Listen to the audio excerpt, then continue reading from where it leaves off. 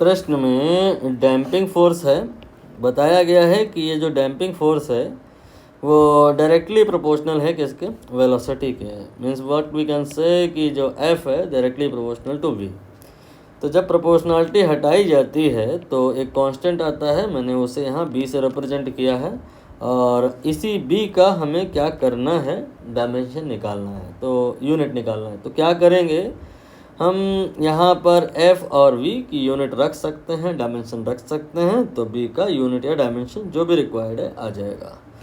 अब देखो कैसे क्या होगा, थोड़ा में भी हो सकता है आपको कन्फ्यूज़न हो जाए कि आप इसे न्यूटन में रख दोगे, इसे आप मीटर पर सेकंड में रख दोगे, तो जो B का वैल्यू आएगा that will be newton then divide by metre पर second, not matching with any of the option. So you can change newton in kg metre then into second की पावर -1 देन मीटर।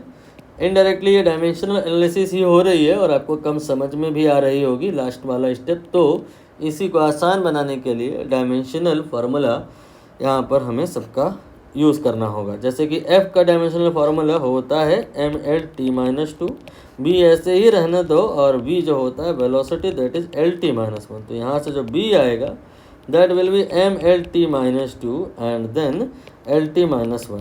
ठीक है, अब यहाँ पे आप जो अगर नोटिस करो सर, तो L कैंसिल हो जाएगा, you will get m then t की पावर नॉट -2 प्लस 1 हो जाएगा दैट इज -1 mt-1। नाउ अगला क्या होता है पैटर्न की, अगर किसी का डायमेंशनल फार्मूला नोन है तो उस डायमेंशनल फार्मूले की हेल्प से हम लोग क्वांटिटी का यूनिट वैल्यू निकाल सकते हैं। कैसे, बस उस डायमेंशनल फार्मूले में जो क्वांटिटीज़ हैं उनकी यूनिट वैल्यू रख दीजिए।